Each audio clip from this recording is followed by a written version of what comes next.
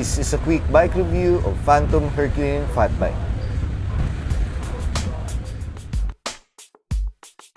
Pero bago ang lahat, kung di ka pa nakakapag-subscribe sa Bike to Work PH channel, it's time for you to subscribe by searching Bike to Work PH channel and click mo ang subscribe button, pati na rin ang bell button para makatanggap ng latest update, ng latest episode from Bike to Work PH channel. This is Phantom Herculin fat bike. At sa dami ng bumili nito, it's a great testament na marami talaga napugian at naangasan dito, especially the black-red variant. At kung makikita natin, bagay na bagay ang pangalan ng Herculin dahil sa angas at forma nito, especially the knobby tires. Ito ay equipped ng Chaoyang fat bike tire at ito ay may sukat na 26 by 4.9 na lapad, which is mas maganda dahil mas malapad siya.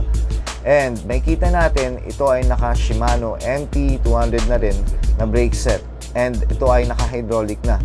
Ito rin ay equipped ng Phantom, both handlebars, and may sarili niyang stem, around 70 to 80 mm.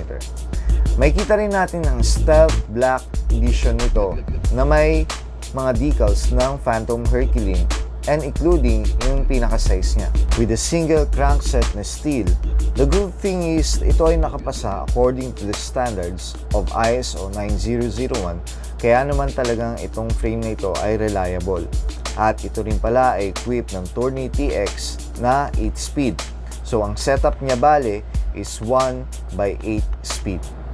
There you have it guys, at para sa mga naghahanap ng perfect na fat bike for them, isa ang Phantom Herculin para sa mga pagpipilian mo aside sa MDS fat bike at Foxter Kratos. And for more bike reviews like this, don't forget to give us a thumbs up, and kung sa tingin mo ang Phantom Herculin ang next bike mo, comment down below. At para sa mga hindi pa nakakapag-subscribe, mag-subscribe na kayo to get the latest update, the latest episode from Bike to Work PH channel.